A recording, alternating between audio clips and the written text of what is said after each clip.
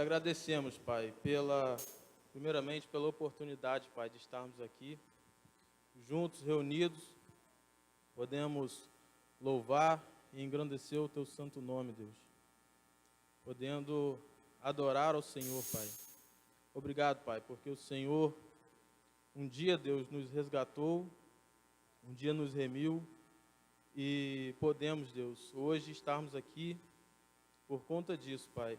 Podemos estar aqui reunidos, podendo dedicar, Deus, as nossas vidas ao Senhor. Pai, queremos te pedir, Deus, que o Senhor esteja, Deus, com nossas crianças, Pai. Que o Senhor esteja sobre a vida delas, Deus. Que o Senhor venha, Deus, resgatá-las, Deus, assim como o Senhor fez com todos nós, que o Senhor faça também com as nossas crianças, Pai, que possam ter as suas vidas, Pai, sempre diante do Senhor. Deus, queremos te pedir, Pai, pela mensagem, Deus, que estaremos ouvindo agora, Pai. Nos ajude, Deus, e nos ensine, Deus, a sermos não só ouvintes, Deus, da sua palavra, Deus, mas também praticantes. Nos ajude, Deus, a colocarmos em prática tudo aquilo que a gente ouve. Às vezes nós somos muito bons em ouvir o que o Senhor ensina e às vezes até a falar, mas praticar a gente deixa muito a desejar. Que o Senhor, Pai, possa estar nos dando a graça, Deus, de aprendermos a ser mais praticantes, Deus, daquilo que a gente ouve e daquilo que a gente aprende. É a oração, Deus, que no doce nome do Teu amado Filho Jesus eu te faço. Amém, Senhor. Os irmãos podem sentar.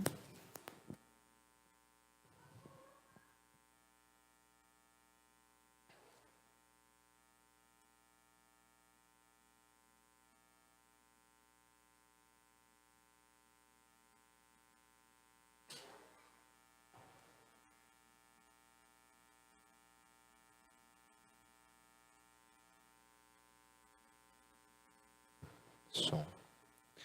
Vamos abrir nossas Bíblias no Evangelho de Lucas, capítulo 6.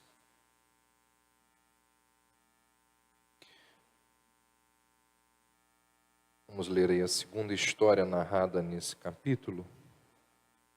Lucas 6, do verso 6 ao verso 11. Sucedeu que em outro sábado entrou ele na sinagoga e ensinava. Ora, achava-se ali um homem cuja mão direita estava ressequida.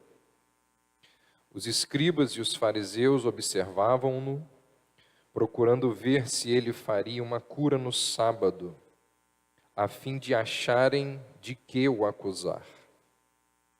Mas ele, conhecendo-lhes os pensamentos, disse ao homem da mão ressequida: levanta-te e vem para o meio. E ele, levantando-se, permaneceu de pé. Então disse Jesus a eles: que vos parece? É lícito no sábado fazer o bem ou o mal? Salvar a vida ou deixá-la perecer? E fitando todos ao redor, disse ao homem: estende a mão. Ele assim o fez, e a mão lhe foi restaurada. Mas eles se encheram de furor e discutiam entre si quanto ao que fariam a Jesus. Semana passada, nós vimos o confronto de Jesus com os fariseus por causa do sábado. E olha como que começa a próxima história descrita por Lucas. Ele diz no verso 6, noutro sábado. Então o capítulo 6, ele começa descrevendo um embate muito sério que vai existir entre Jesus e os líderes religiosos por causa desse tema. Uma pessoa atenta, ela vai notar que esse assunto ele vai acompanhar os debates entre Jesus e os fariseus até o fim da vida de Cristo. Isso vai acontecer porque os líderes religiosos, eles jamais reconhecerão que a sua interpretação sobre o sábado está errada, e por sua vez, Jesus, ele não vai se submeter à tradição criada por esses homens. Então, o resultado vão ser muitos embates, muitos conflitos entre Jesus e os fariseus envolvendo esse assunto. E à medida que a gente vai lendo o Evangelho, a gente vai percebendo também que as coisas vão se afunilando entre Jesus e os líderes religiosos dos judeus. Na história anterior, a que nós analisamos semana passada, os fariseus, eles lançaram um ataque contra os discípulos de Jesus. Agora, a oposição, ela é endereçada diretamente a Jesus. E a essa altura aqui, esses homens, os líderes religiosos judeus, eles já olhavam para Jesus como um grande inimigo. Afinal de contas, Jesus já havia arrogado para si o poder de perdoar pecados. Se você der uma olhada aí no capítulo 5, no verso 20, Jesus diz que ele tem poder para perdoar pecados. Depois, no verso 30, nós nos deparamos com a história em que Jesus está comendo com publicanos e pecadores. E agora, nesses versos iniciais do capítulo 6, Jesus está aqui transgredindo as regras sabáticas, ou a interpretação que esses homens fazem da lei quanto à guarda do sábado. Então, aquela oposição que era velada, indireta, no início do Evangelho de Lucas, agora ganha contornos de uma conspiração para matar Jesus. E olhem o que Lucas diz no final do texto que nós lemos, no verso 11. Furiosos, começaram a discutir entre si o que poderiam fazer com Jesus. Marcos, ao relatar esse episódio, ele vai nos dizer que o que os fariseus estavam conversando aqui era a maneira como eles iriam matar Jesus. O que Lucas nos diz sobre o que eles poderiam fazer, Marcos nos diz que é um planejamento do assassinato de Cristo. Então esses homens aqui, eles não querem mais saber. Eles estão dispostos a destruir a vida de Cristo, a eliminar Jesus. Jesus mexeu com algo que era muito valioso para aqueles homens, que era o ponto alto da sua religião. Lá no Evangelho de João, João vai dizer assim no verso 18: os judeus procuravam matá-lo porque ele não só estava quebrando o sábado, mas também estava chamando Deus de seu próprio Pai, tornando-se igual a Deus. Então João diz, os fariseus querem matá-lo, não só porque ele se diz ser como Deus, mas porque ele está quebrando o sábado. Então, essa questão da guarda do sábado era algo muito importante para os judeus, para os líderes religiosos judeus. E Jesus vai questionar essa tradição tão importantíssima desses homens.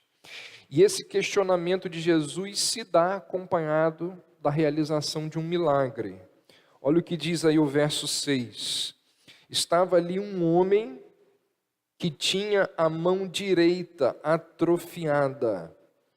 Lucas é o único dos evangelistas, Mateus e Marcos narram esse episódio, mas apenas Lucas nos diz, nos dá o detalhe que a mão atrofiada era a mão direita. Talvez por ele ser médico, ele estivesse mais atento a esses detalhes. A palavra aqui, atrofiada, algumas versões, na minha traz ressequida. É uma palavra usada para plantas, ou para uma madeira que se ressecou. E a ideia aqui é de uma atrofia muscular. Indica que aquela mão atrofiou-se. E nos leva a pensar, ou traz a ideia de que nem sempre foi assim. Traz a ideia de que esse homem adquiriu esse problema ao longo da sua vida. Há um livro apócrifo chamado Evangelho de Hebreus. E nesse livro apócrifo é dito que esse homem era um pedreiro e que ele se envolveu ali num acidente e ele acabou perdendo o funcionamento da mão. Nós não sabemos se essa história procede ou não, se ela é verdadeira ou não, mas o fato é que a vida para aquele homem, depois de ter a mão ressequida, depois desse acidente, ficou extremamente complicada. Porque naquela cultura, a maior parte das pessoas retirava o seu sustento usando as mãos, principalmente os homens. O trabalho, de onde vinha o seu sustento, vinha principalmente do uso das mãos. Então, é provável que aquele homem sofresse muito por causa da sua paralisia. Quem sabe ele até não vivesse na mendicância, porque ele não tinha ali condições de trabalhar. Então nós estamos diante de alguém que tem uma paralisia séria, que gera problemas não só físicos, mas problemas emocionais, problemas financeiros e provavelmente problemas morais. E aí Lucas nos diz que os fariseus e os mestres da lei, que, verso 7, estavam procurando um motivo para acusar Jesus, o observavam atentamente para ver se ele iria curar no sábado. Então aqueles homens, como que fiscais da vida alheia, Lucas nos diz que eles vão à sinagoga para orar, não é isso? Para adorar a Deus. Não, eles vão na sinagoga para fiscalizar. Como uma espécie de espiões da fé. Eles direcionam o seu olhar para o outro e não para si mesmo. Está pronto a atacar aquele que não se enquadra dentro da sua míope cosmovisão. E aqui nós temos uma lembrança muito importante. Pode ser, e muitas vezes acontece, que na igreja existam pessoas que fiquem só observando os erros para criticar. Fica só observando. Pouca coisa revela mais ou transparece mais um espírito legalista do que essa atitude de crítica. Gente que está atenta a tudo, mas com um único objetivo: criticar, falar mal, caluniar. Pessoas cuja intenção é maldosa mesmo. Assim como os fariseus, diz o texto, eles procuram um motivo para acusar. Sempre quando eu ouço uma crítica, a primeira coisa que eu levo em consideração, A pessoa que está criticando, ela é envolvida com alguma área na vida da igreja? Se a pessoa não é envolvida com nada, ela quer criticar. Se você não se dispõe a ajudar em nada, é a primeira coisa. Quem é o crítico? De onde vem a crítica? E aí eu quero lhes lembrar de uma coisa. A liderança de uma igreja, ela é constituída de pessoas, de humanos. Ou seja, de seres que são falhos, passíveis de erro. Então tenha piedade. Tenha compaixão dos seus líderes. Você percebeu um erro, uma incoerência, uma falha, aproxime-se, fale, busque ajudar. Muitas pessoas deixam de ser abençoadas e de abençoar, porque possuem esse espírito crítico. Os seus olhos são olhos legalistas, são incapazes de ver o lado positivo. Lucas nos diz que eles foram à sinagoga procurando um motivo. Tem gente assim, a pessoa está procurando um motivo. Mas esse verso também nos lembra de outro princípio muito prático, muito importante. Assim como aqueles líderes religiosos, muitas pessoas, ou todos nós, podemos nos dirigir ao lugar de culto público cheio de sentimentos negativos. Aqueles homens vão à sinagoga com o coração cheio de crítica, cheio de sentimento ruim. Muitos não acolhem as verdades das Escrituras, porque chegam a esse local aqui incrédulos, descrentes, preconceituosos com o pastor, com a música, com o horário, com as pessoas, com a liturgia. Esse texto, bem como vários outros textos das Escrituras, eles nos mostram que nós precisamos ter uma atitude correta, sadia, bíblica, ao nos dirigirmos a esse ambiente aqui, a esse local aqui.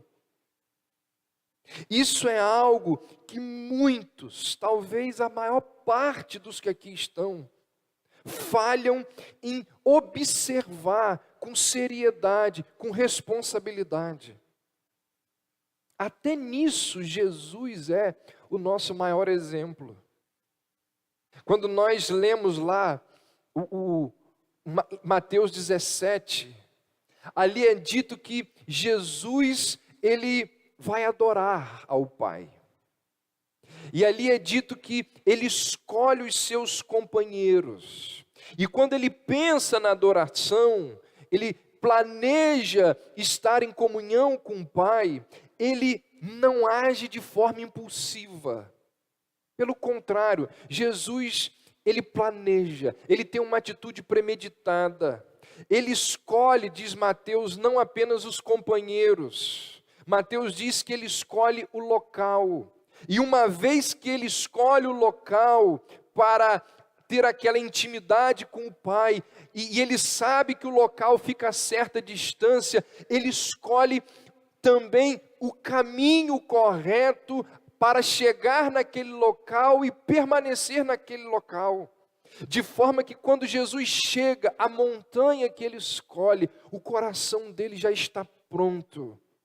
Ou seja, Jesus preparou o espírito, os sentimentos, a mente, o ambiente para adorar o Pai. Nós também precisamos, gente, nós também precisamos nos preparar para chegar a esse ambiente aqui de culto. Os nossos sentimentos, eles não podem estar em desordem quando nós aqui chegamos. Porque se ao chegarmos aqui com os nossos sentimentos em desordem, a probabilidade de você não conseguir assimilar o que é dito aqui é muito grande. Então nós precisamos nos preparar para estar no local de adoração. Diferentemente dos fariseus.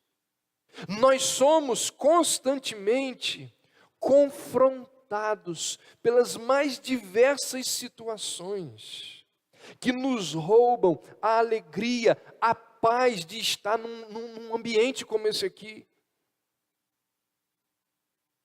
Atrasos de membros da família. O culto começa às 7. O marido é pontual, a esposa... Todo domingo tem briga. Ou para não ter briga, um fica quieto, mas vai para a igreja zangado.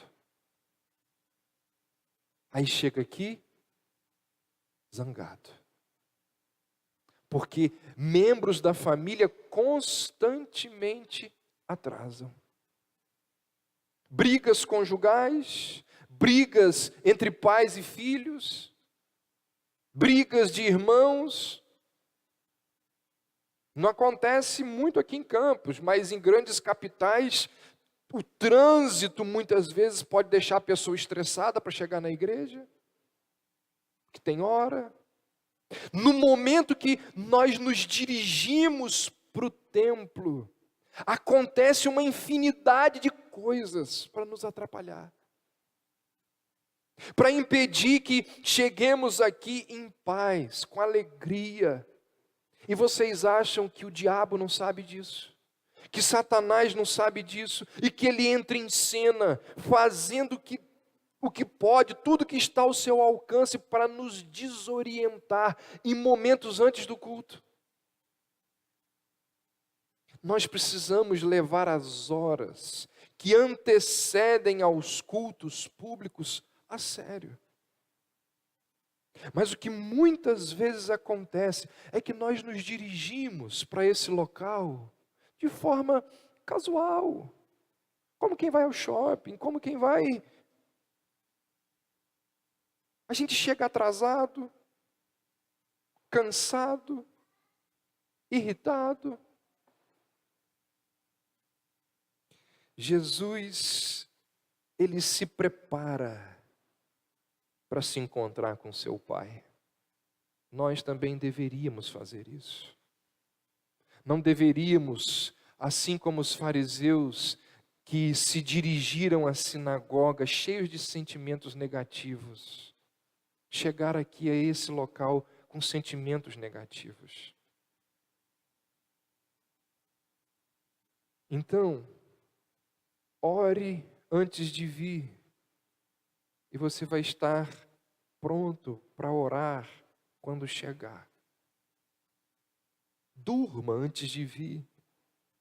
E você vai estar alerta quando chegar. E isso também envolve, isso está diretamente ligado a estar atento ao que acontece aqui nesse momento durante o culto. Por exemplo, quando um bebê chora, ou quando outra coisa faz um tipo de barulho durante o culto, irmão, evite voltar o seu olhar para o barulho. Por quê? A sua atenção é distraída, você induz outros a olhar também, e nós deixamos a pessoa que está ali fazendo barulho constrangida, porque fica todo mundo olhando para ela. O barulho vai acabar. Isso é estar atento àquilo que está sendo ministrado aqui. Por sua vez, Os pais devem ter uma atenção redobrada com as suas crianças para não atrapalhar aqueles que estão aqui. Uma série de questões deve ser notada quando nós estamos adorando a Deus coletivamente. Os nossos sentimentos, eles devem ser os melhores possíveis nesse ambiente aqui. Verso 7, ainda nos é dito: os fariseus e os mestres da lei estavam procurando um motivo para acusar Jesus. Por isso observavam atentamente, para ver se ele iria curar no sábado. Não era permitido realizar curas no dia de sábado. Lembra lá daquelas quase 4 dezenas de interpretações do sábado que eu citei aqui semana passada, que os fariseus fizeram do 4º mandamento? Uma delas dizia que não podia curar em dia de sábado, porque a cura era considerado trabalho. A permissão da lei só se dava em casos de emergência. Quais eram os casos de emergência? Parto. No parto, tinha que fazer ali o parto. E acidentes que envolviam ali a vida da pessoa. Risco de morte, aí pode ir lá. Parto, pode ir lá. Qualquer outra coisa, não pode trabalhar, não pode curar no dia de sábado.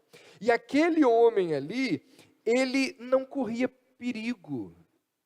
Nenhum mal lhe sobreviria se ele esperasse até o domingo, até o próximo dia para ser curado. Então não era permitido pela lei que aquela cura acontecesse naquele dia. Aí olha o que diz o verso 8. Jesus, Lucas relatando Jesus, mas ele, conhecendo-lhes os pensamentos, mais uma vez Lucas nos fala da onisciência de Jesus. Lá no capítulo 5, Lucas já tinha ressaltado esse atributo 2 vezes, quando nos disse que Jesus sabia onde estavam os peixes, quando Jesus sabia o que os fariseus estavam arrazoando em seus corações quando Jesus curou o paralítico. Então, lembrar que Jesus possui conhecimento de todas as coisas, que ele é onisciente, é algo que Lucas vai fazer o tempo todo. E lembrar da onisciência de Cristo, pensar sobre ela, é algo que acaba por nos humilhar.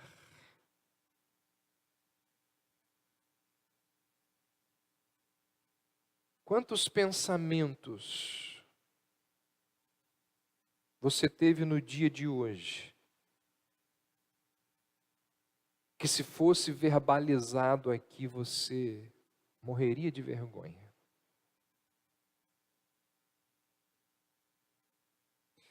Quantas coisas que habitam os nossos corações, que se as pessoas soubessem, nós talvez nunca mais desejaríamos encontrar com essas pessoas. Quais são os nossos pensamentos nesse exato momento? Quantas coisas cabeludas, feias,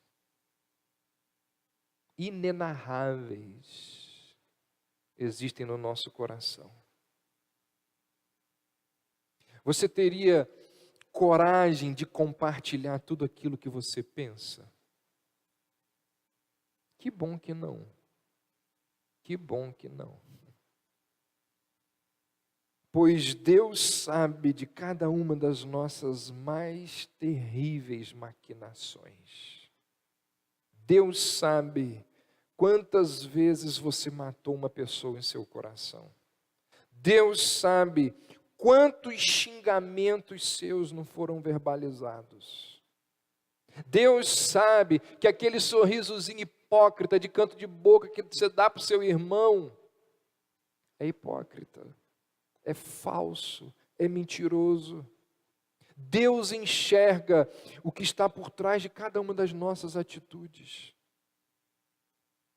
E isso deveria nos humilhar ao ponto de, todos os dias, nós fazermos a oração do salmista, quando ele disse: quem pode discernir os próprios erros?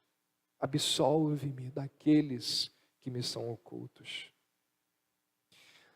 Verso 8 ainda é dito assim: conhecendo-lhes os pensamentos, disse ao homem que tinha a mão atrofiada: levanta-te e fique em pé aqui no meio. Ele, levantando-se, ficou em pé. Ou seja, Jesus chama aquele homem que tem a mão defeituosa para um local onde todos que ali estavam pudessem visualizar o que ele estava prestes a fazer. E aí o verso 9 diz: disse-lhes então Jesus: eu vos pergunto, é lícito no sábado fazer bem ou fazer mal? Salvar a vida ou deixá-la perecer? Aí Jesus faz essa indagação, e olha que interessante o que diz o verso 10. E olhando para todos ao redor. Eu não sei se você consegue visualizar a cena, mas na minha mente Jesus está ali, chama o camarada para um lugar de destaque, faz a pergunta: é lícito ou não curar esse homem no dia de hoje? E ele para e fica olhando. É o que ele está dizendo. E fitando e olhando todos ao redor. A minha leitura do texto é de que Jesus, de que há um espaço entre a pergunta de Jesus e a cura da deficiência do homem.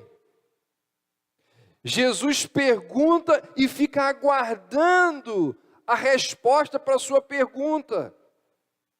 Ele fica olhando para ver se alguém vai responder.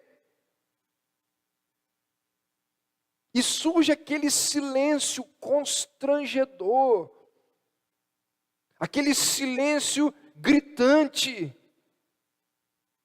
Marcos nos diz que diante da pergunta de Jesus, os fariseus ficaram em silêncio.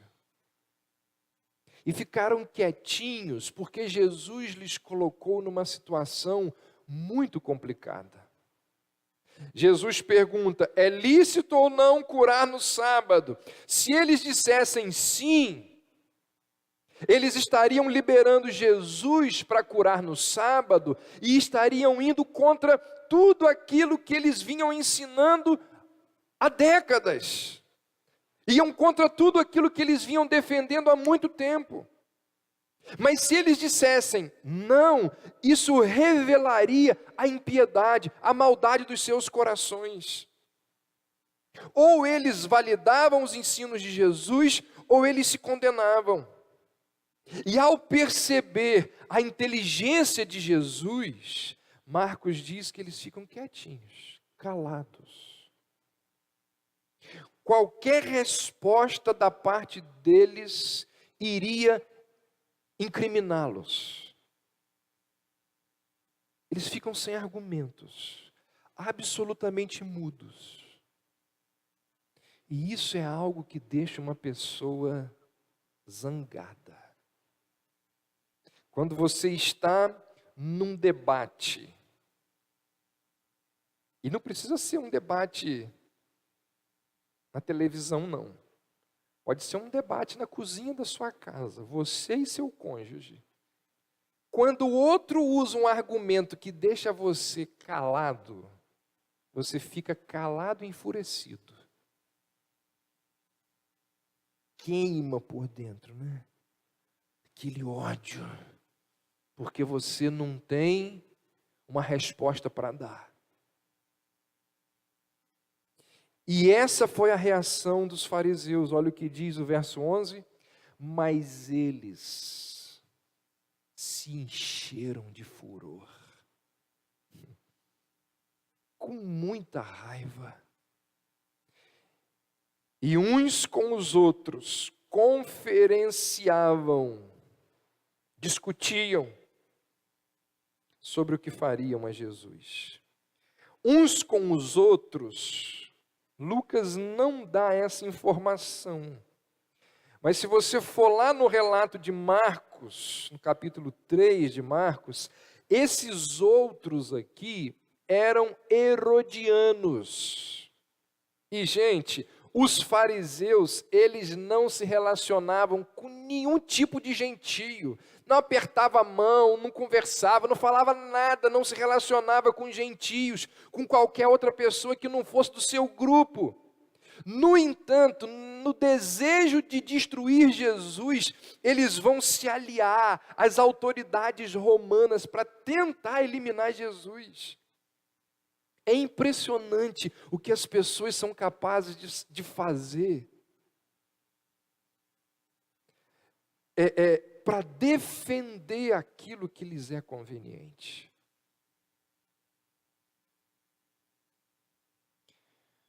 E aqui nós vemos quão cego, quão obstinado e quão teimoso é o coração humano. Aqueles religiosos, eles não estavam nem aí para o problema daquele homem. Eram incapazes de fazer ali uma análise daqueles fatos, de Jesus estar fazendo coisas extraordinárias e de pensar assim, tem alguma coisa diferente nesse homem.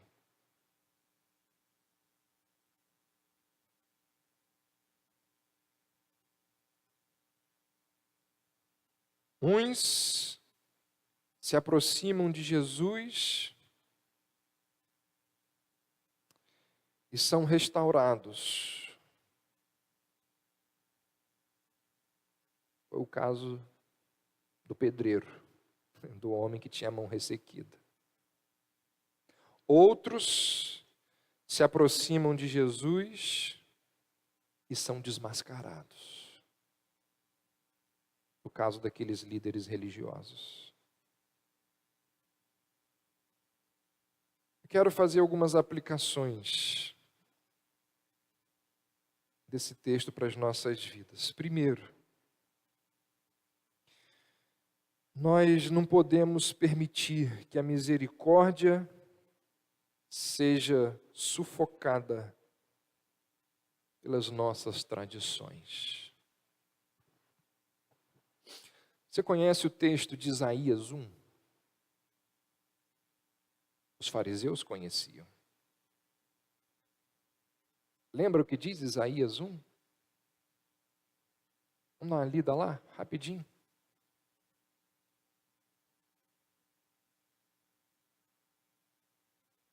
O profeta mais famoso do povo judeu.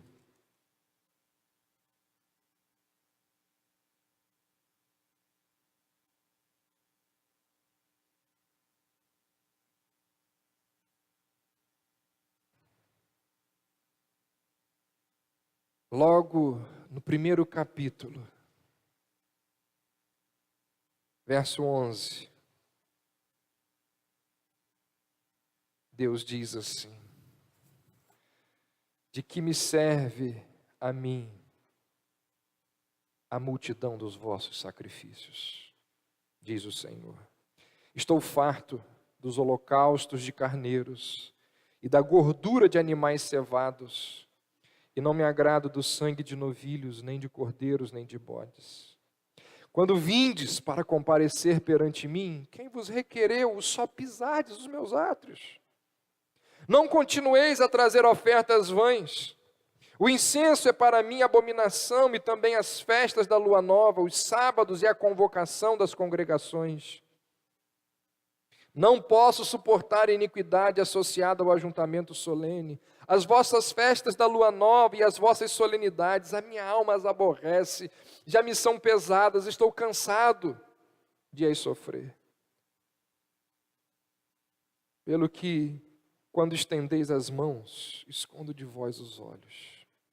Sim, quando multiplicais as vossas orações, não as ouço, porque as vossas mãos estão cheias de sangue. Lavai-vos, purificai-vos, tirai a maldade de vossos atos de diante dos meus olhos. Cessai de fazer o mal. Olha o que diz agora: aprendei a fazer o bem, atendei a justiça, repreendei o opressor, defenda o direito do órfão e pleiteai a causa das viúvas. Os fariseus não conheciam isso? Claro que conheciam. Eles sabiam o que deveria ser feito num contexto como aquele. Eles sabiam qual era a vontade de Deus para situações como aquela. O que Deus estava fazendo através de Isaías e Jesus, naqueles dois momentos ali.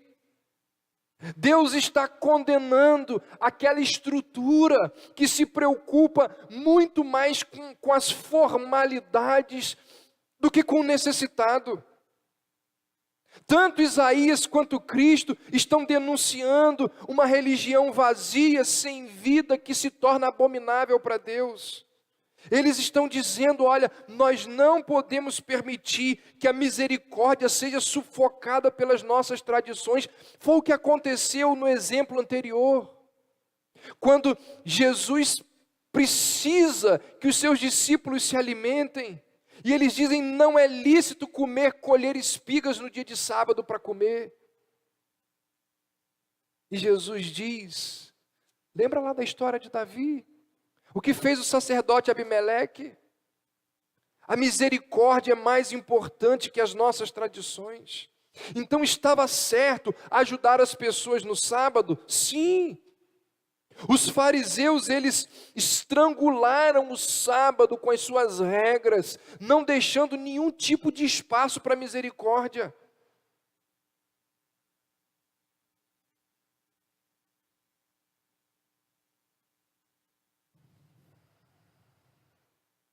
Isso é uma coisa que a gente precisa pensar.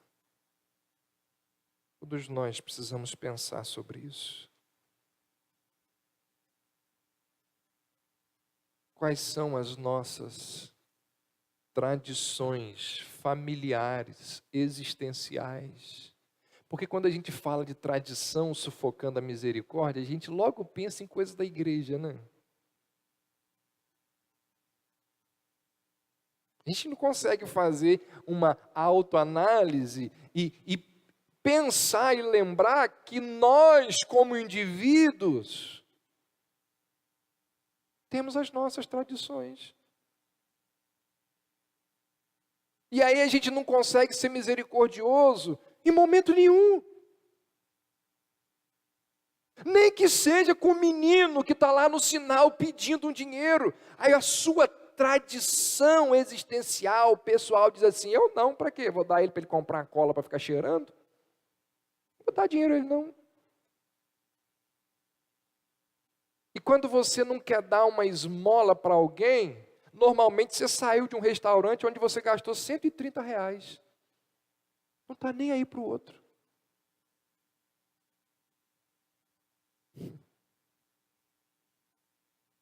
Isso é um exemplo que me veio aqui à mente, mas a gente podia lembrar de várias coisas que a nossa tradição de vida nos impede de pensar no outro. A forma de viver, os nossos conceitos não nos permitem pensar no próximo. Segundo,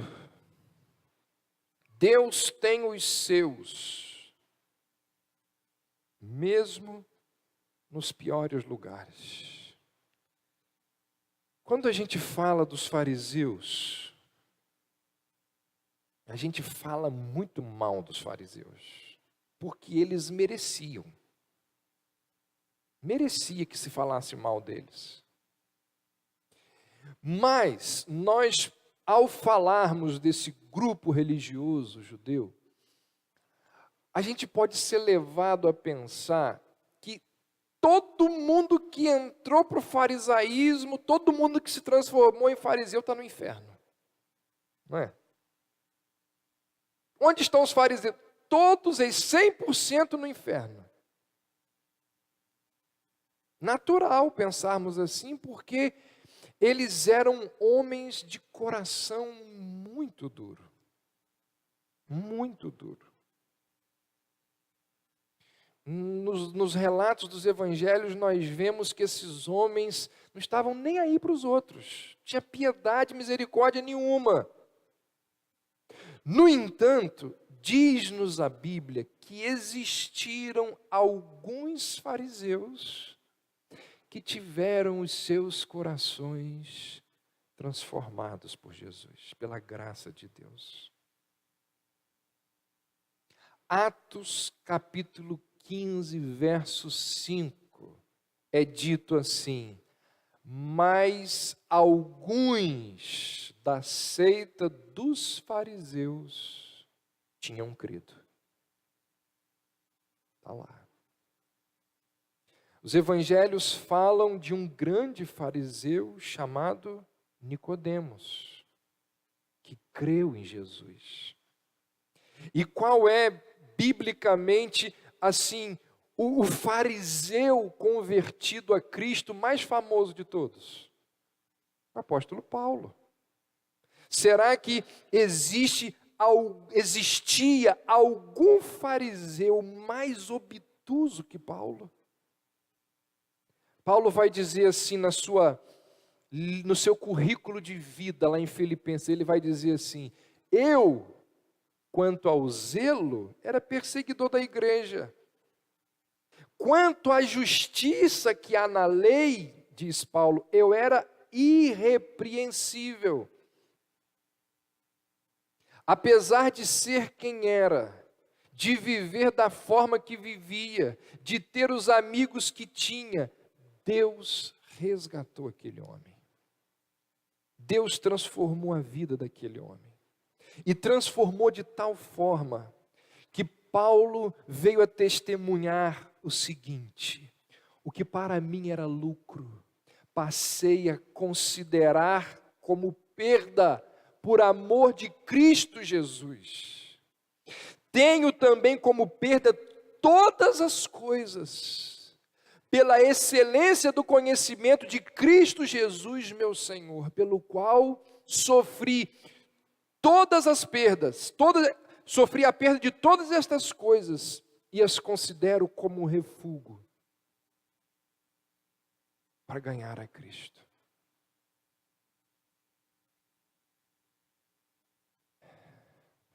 Pensa numa pessoa incrédula, meu marido. Pensa numa pessoa sarcástica com o cristianismo, meu professor. Um professor lá na faculdade que ele zomba da fé cristã. Pensa numa pessoa indiferente. Meu vizinho, chamo ele para vir à igreja há 15 anos.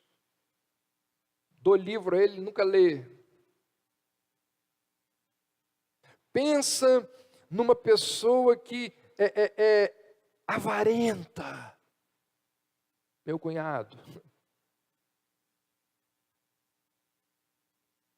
Irmãos, a Bíblia diz que não existe incrédulo, indiferente, sarcástico, avarento. Não existe fariseu nesse mundo. que se Deus dissesse, ó, que se a graça de Deus resolver alcançar, vai vir. Deus tem os seus, mesmo nos piores lugares. Mesmo na seita dos fariseus, tinha gente predestinada. Alguns de vocês conhecem a história de John Newton, o autor daquele hino que talvez seja um dos mais famosos da história, Amazing Grace. Newton era capitão dos tumbeiros, dos navios negreiros. Era dos piores. E ele disse: Deus me resgatou. Deus veio até mim. Não desista, não desista daqueles que, por algum motivo, você olha e diz assim: não tem jeito. Realmente, para você mudá-lo, não tem jeito. Quem transforma a vida das pessoas é Deus. Não existe coração incrédulo capaz de resistir ao chamado poderoso de Deus. Terceiro e penúltimo lugar, esse texto nos lembra o quê? Nos ensina o quê? Existe uma ira justa diante do erro, diante do pecado, diante da falta de misericórdia. Cristo se ira profundamente por causa daquilo que aqueles homens estão tentando impedi-lo de fazer, da bênção que eles estão tentando impedir de Jesus de ministrar. É uma ira justa. E falta esse tipo de ira nos nossos dias. Uma ira santa, justa. Quando a heresia é divulgada, as pessoas cometem os mais diversos pecados e a gente acha que é tudo normal. Várias pessoas, igrejas, comunidades, grupos envergonham o nome do Evangelho, quebram a comunhão na igreja e nada é feito. Nada é feito. Parece que a igreja evangélica brasileira perdeu a capacidade de se indignar com as loucuras que existem por aí, com as maluquices que existem por aí. Nós vamos em alguns lugares e ouvimos algumas coisas. Meu Deus, não é possível. Jesus, ele fica extremamente indignado com a hipocrisia daqueles fariseus. Como que nós devemos agir diante de situações assim? Tem gente que adota e sustenta aquele discurso que diz assim: eu não estou aqui para julgar ninguém. Isso é uma falsa piedade, isso é um moralismo barato.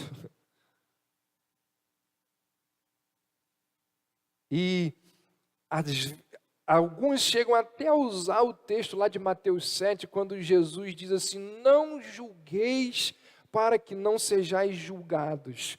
Poucas passagens bíblicas têm sido tão deturpadas quanto essa de Mateus 7. Porque a maioria das pessoas usa esse texto para refrear opiniões contrárias a respeito de outras pessoas. Só que quando a gente analisa, faz a exegese daquele texto de Mateus, não é isso que Jesus está ensinando ali. Na verdade, no mesmo texto, é só você continuar lendo. Jesus diz que as pessoas devem ter opinião, Jesus insiste na necessidade de observar o que está acontecendo, de chegar a conclusões a respeito dos outros, de dar um veredito contra os falsos mestres. Então, nós devemos tomar cuidado com aqueles falsos profetas. Jesus falando lá em Mateus 7. Nós devemos tomar cuidado com aqueles falsos profetas que se aproximam disfarçados de ovelhas. Mateus 7, o mesmo texto que diz para não julgar. Mas a gente tem que entender o que Jesus está querendo dizer com não julgar. Porque para discernir um lobo disfarçado de ovelha, você tem que fazer o quê?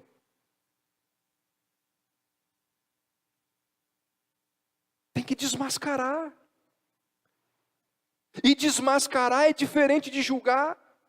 Desmascarar é imprescindível à sobrevivência espiritual, porque seguir lobo é perigoso. Quem segue lobo acaba no precipício. A Bíblia nos ensina a discernir. Julgar é quando nós estabelecemos um veredito. Discernir é quando nós buscamos uma compreensão. Então, existe aqui uma ira que Jesus tem contra essa falsa hipocrisia desses homens. E por fim, nós devemos ter muito cuidado para não termos um coração endurecido. Aqueles homens viram uma cura ser realizada diante deles. Não existiam argumentos contra aquilo que eles acabaram de presenciar. Mas ao invés de se humilhar, eles permaneceram ainda mais duros. A alma deles se enclausurou. Eles simplesmente não queriam ser convencidos.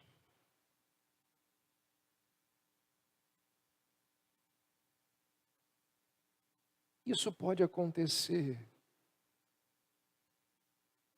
com muitos de nós. Essa familiaridade que nós temos com o Evangelho. Preste atenção nisso. A familiaridade que nós temos com o Evangelho pode produzir corações duros.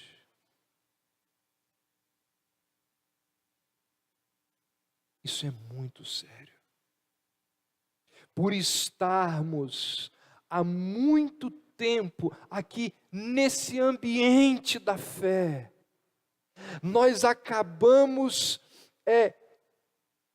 por desprezar o ensino, a repreensão.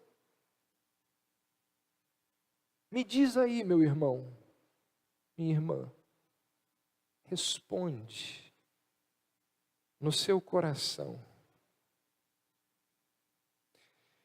Quais mudanças significativas aconteceram na sua vida de fevereiro de 2017 até hoje?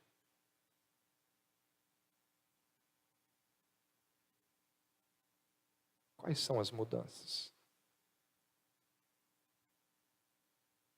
Você consegue perceber? A pessoa que está do seu lado, seu cônjuge, percebe, rapaz, você era uma fofoqueira, você está melhorando, hein? Está frequentando aquela igreja lá, está melhorando. Existe isso. As pessoas conseguem perceber esse processo de santificação nas nossas vidas.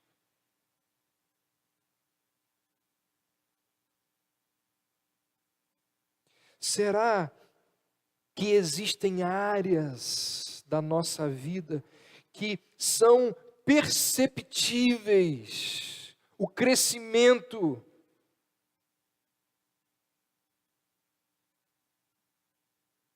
Nós ouvimos as mensagens e eu percebo, e eu acho que até existe, né, pessoas que são impactadas aqui. Eu percebo a fisionomia, às vezes lágrimas, às vezes o rosto contorcido, acompanhando, e eu percebo que a mensagem ela traz impacto.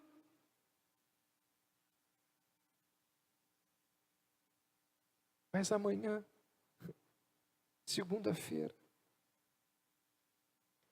volta tudo a ser como antes.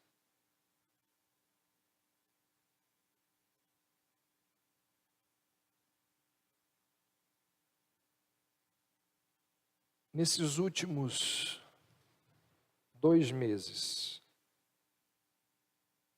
3 meses,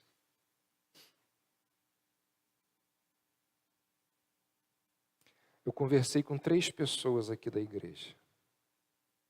São membros da igreja ainda.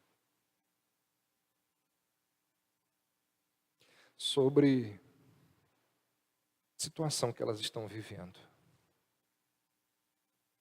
E por ironia, as 3 pessoas me disseram uma frase semelhante. 2 disseram a mesma coisa. Quando eu as confrontei, as 3 pessoas disseram assim: eu sei que eu estou errado, mas eu não quero mudar.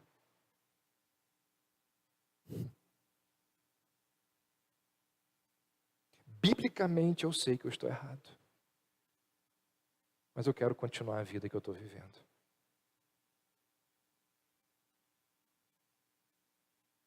Meus irmãos,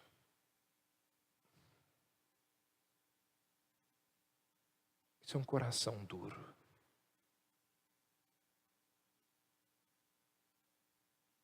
Aí eu olho para essas situações e fico pensando assim: será que são só eles? E o povo, que todo domingo está lá no templo e ouve e não muda. Eles não verbalizam, mas a vida deles está transmitindo uma mensagem: eu sei que eu estou errado, mas eu não quero mudar. Continua. Os mesmos erros, os mesmos pecados. Características de um coração endurecido. Não há mudanças de hábitos. Os votos, eles não se sustentam por muito tempo. O cotidiano é mais forte, é mais influente do que as escrituras nas nossas vidas. Coração endurecido. O que o pastor expõe todo domingo atinge os nossos ouvidos. Por vezes nos fazem derramar lágrimas.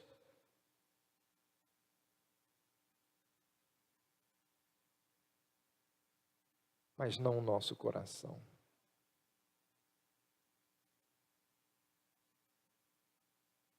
Com uma dessas pessoas, a pessoa se debulhou em lágrimas. Chorou muito. E eu perguntei assim: se você pudesse voltar atrás, você voltava?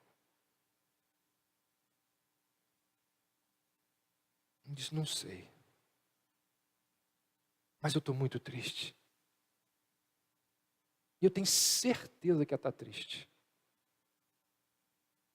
Só que não é arrependimento. Porque Paulo vai dizer que a tristeza do mundo, chamada de remorso, produz morte, não produz vida. Resultado de coração duro, semelhante a desses homens aqui. Nesse exato momento, quantos corações duros nós temos aqui? Você está ouvindo essas coisas, mas você não é com você. Você não é impactado, você não é transformado. Você acha que não é para você. Você acha que é para o outro. Não é sobre você. Por quê?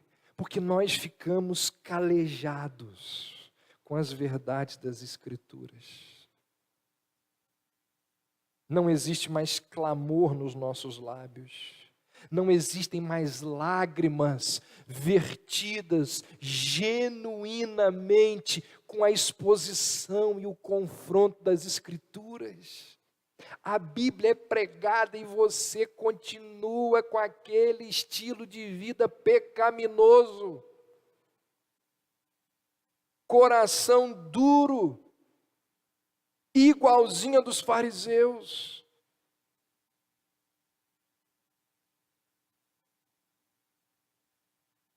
Só há um jeito. Só há um jeito.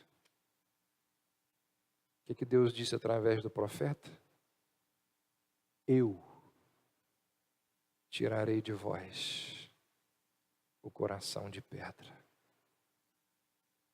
e vos darei um coração de carne. Daqui a alguns meses, quando nós formos, se vocês observarem aí, logo no capítulo 6, Jesus vai chamar os apóstolos. E quando nós começarmos a falar da chamada dos apóstolos, nós vamos analisar cada um deles, um por um. E nós vamos chegar lá em Judas, o último deles. E nós vamos ver que Judas teve quase todas as características de um arrependimento. Não é? Ele reconhece o erro, ele devolve as moedas, ele reconhece que Jesus é inocente. Você olha isso tudo e diz, está arrependido. Falta uma coisa. Clamar ao Senhor. Clamar ao Senhor.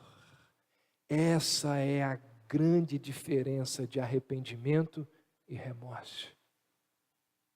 O remorso tem algumas coisas parecidas com arrependimento, mas a pessoa não clama a Deus.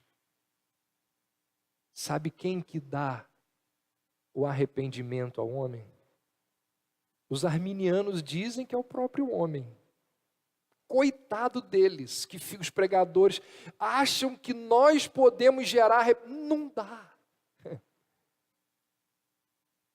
Nós de tradição reformada entendemos, quem traz arrependimento ao coração do homem é Deus. Se Deus não vier, não tem jeito. Por isso que nós precisamos fazer o quê? Clamar, orar, pedir e ficar ali batendo. Dizer, Senhor, olha só, eu estou nessa vida e eu quero continuar, mas eu sei que eu estou errado. O Senhor me ajuda a mudar os meus desejos. Não é assim? O que é conversão? Deus mudou os nossos desejos. Deus arranca os nossos desejos pecaminosos e impõe, introduz em nós desejos por santidade, por justiça. É Ele que faz isso. Então, nós precisamos clamar a Ele. Afinal, aquele que curou a mão atrofiada daquele homem é o mesmo que pode mudar corações endurecidos.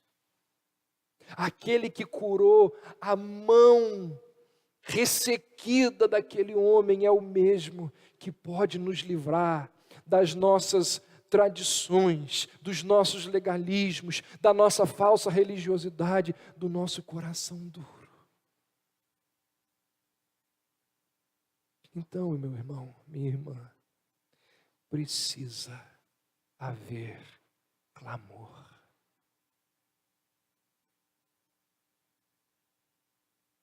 E isso é uma coisa tão impressionante, que quem produz clamor em nós é o próprio Deus. Que o Senhor tenha misericórdia de todos nós, porque todos nós temos corações duros. Todos nós temos.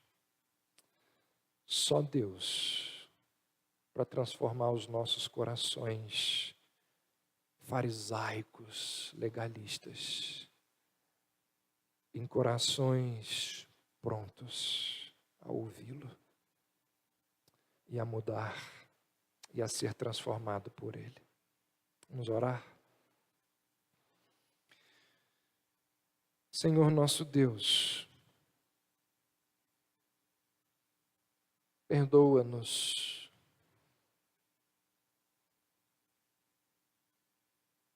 por termos um coração tão mau, tão ímpio, um coração que é alimentado e nutrido pelo nosso ego, pelo nosso orgulho, um coração que não abre espaço para a misericórdia por causa das tradições pessoais, às vezes denominacionais.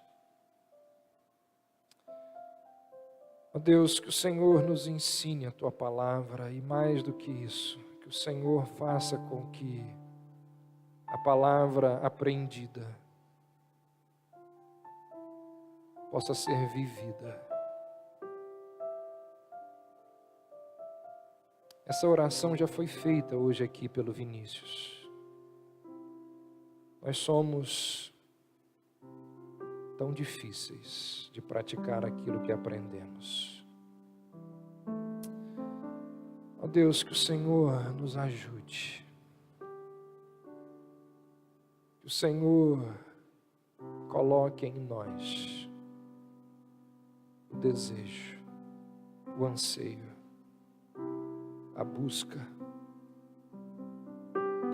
Que o Senhor opere em nós o querer, o efetuar, segundo a Tua infinita misericórdia.